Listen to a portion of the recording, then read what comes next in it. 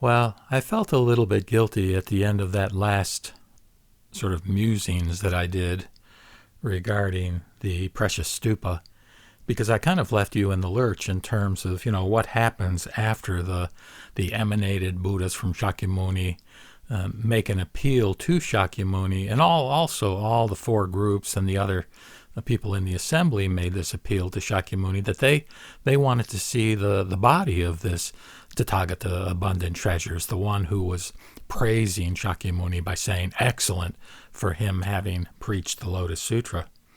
So what I want to do is, sort of give you a sense of what happens by Shakyamuni in response or reply to that request or that pleading, as well as then what the implications are as far as who is going to carry on and preach this Lotus Sutra.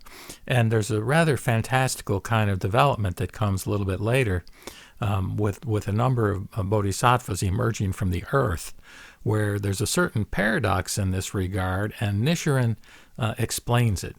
And so first, though, what happens when Shakyamuni hears this appeal? And this comes after the Bodhisattva representatives from each of the emanated Buddhas has approached Shakyamuni saying, quote, such and such Buddha, which was their particular Buddha from their particular Buddha land, such and such Buddha joins in wishing that this precious stupa be opened. So all the Buddhas, all the emanated Buddhas from Shakyamuni sent this message of wanting the stupa to be opened so that they could see the body of this Tathagata abundant treasures. Then Sakyamuni Buddha, it says in the sutra, beholding the Buddhas who had emanated from him, assembled together, each seated on his lion's throne, and hearing that those Buddhas unitedly desired the precious stupa to be opened, straightway he, Shakyamuni, rose up from his throne and abode in the sky. All the four groups stood, folded their hands, and with all their mind gazed at the Buddha. Thereupon Shakyamuni Buddha, with the fingers of his right hand, opened the door of the stupa of the precious seven, when there went forth a great sound, like the withdrawing of the bolt on opening a great city gate. Thereupon all the congregation saw the Tathagata abundant treasures, sitting on the lion throne in the precious stupa, with his undissipated body whole, and as if he were in meditation. And they heard him saying, excellent, excellent, Shakyamuni Buddha, speedily preach this Lawflower Sutra. I have come hither in order to hear this sutra. So he does open the door of the stupa, and there the assembly is able to see abundant treasures.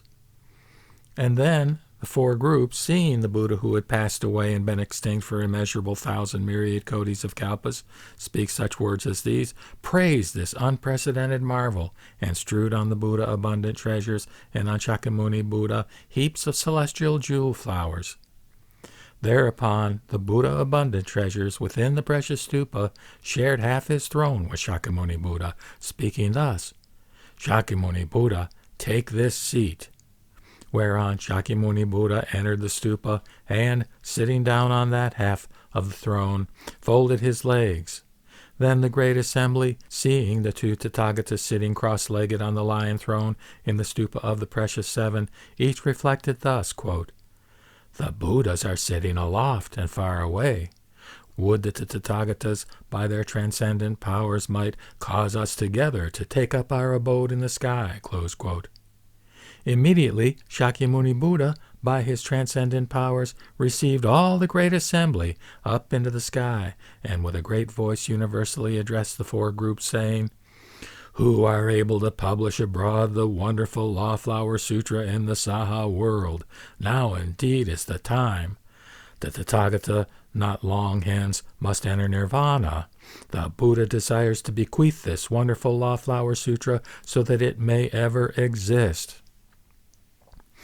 Now, here again, we're toward the end of the prose section of the Precious Stupa chapter, and, this image of the two Buddhas, in other words, abundant treasures, encouraging and asking Shakyamuni Buddha to go up into the sky with him and to sit on a throne next to him.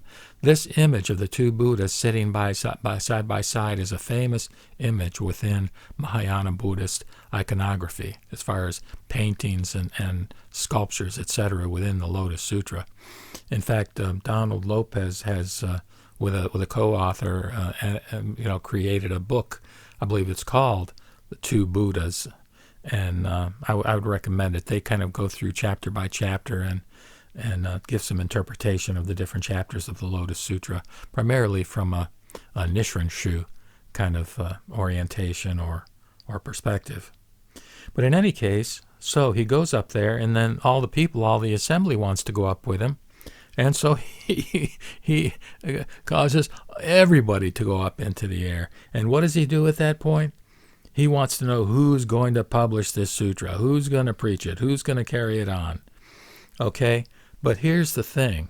At the beginning of the next chapter, which is called Springing Up Out of the Earth, it's chapter 15, we read that at that time, the Bodhisattva Mahasattvas, and these are the ones who had come from those different lands, who had come from other lands, numerous as the sands of 8 Ganges, arose in the great assembly, and with folded hands saluted and spoke to the Buddha, saying, "World-honored one, if the Buddha will allow us after his extinction, diligently and zealously to protect and keep, read and recite, copy and worship this sutra in this Saha world, we would preach it abroad in this land." But here we have an amazing development that kind of freaks them out when the Buddha thereupon addressed them, saying, "Enough, my good sons. There is no need for you to protect and keep this sutra. Wherefore, because in my Saha world there are in fact Bodhisattva Mahasattvas numerous as the sand of 60,000 Ganges. Each one of these Bodhisattvas has a retinue numerous as the sands of 60,000 Ganges. These persons are able, after my extinction, to protect and keep, read and recite, and preach abroad this sutra." So after he's asking who can do it, and after these bodhisattvas all say we can do it, he says, as the New York taxi driver would say, forget about it. He doesn't need them. He doesn't need them to preach the sutra because there are kotis and kotis of other bodhisattvas that are prepared to do that. So the question is, who are those other bodhisattvas? And here we have perhaps the most fantastical and amazing development, which is hinted at by the title of this chapter, which is Springing Up Out of the Earth. So when the Buddha had thus spoken, all the earth of the 3,000 great thousandfold land of the Saha world trembled and quaked, and from its midst there issued together innumerable thousand myriad kotis of Bodhisattva Mahasattvas. All these bodhisattvas, with their golden-hued bodies, 32 signs, and boundless radiance, had all before been dwelling in infinite space below this Saha world. All these bodhisattvas, hearing the voice of Shakyamuni Buddha preaching, sprang forth from below.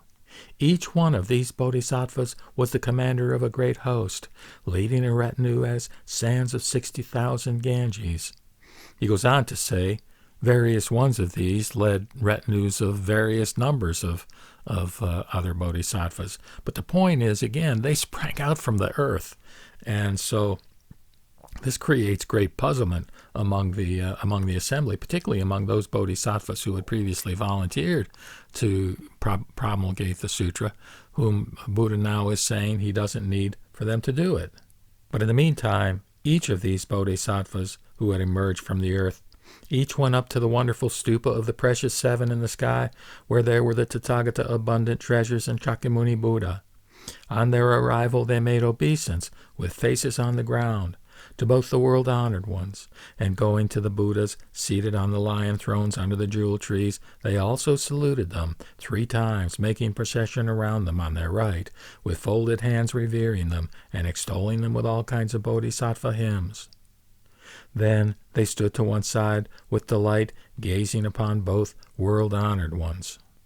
And among these great bodhisattvas who sprang out from the earth, I believe there were 4 leaders, 4 major great, I guess you'd say great bodhisattvas. and they spoke in verse and said, "Is the world honored one at ease, with few ailments and few troubles? In instructing all the living beings, is he free from weariness?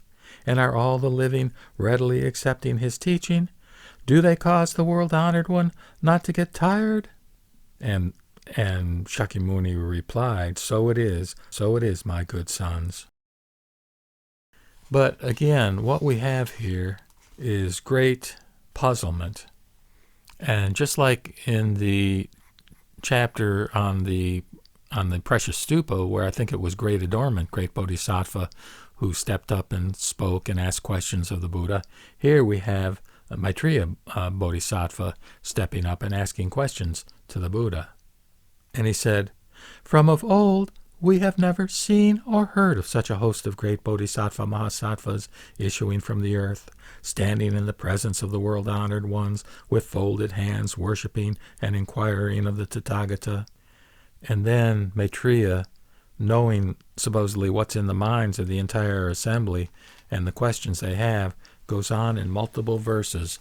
I'm not going to recite those verses, but I want to go to the very end, where at the end of this chapter, what he says in effect is that we, hearing it from the Buddha, have no doubts on this matter, but we beg that the Buddha for future hearers will explain what they have understood. If any should doubt and disbelieve this sutra, he would fall into the evil path. So what the Buddha explains to Maitreya is that for numberless kalpas, these bodhisattvas who have sprung out from the earth have been studying the Buddha wisdom under him, that all of them are his converts, whom he has caused to desire the great way, which of course is very confusing, because as far as they're concerned, he had this limited lifetime, which is consistent with the historical Buddha's lifespan.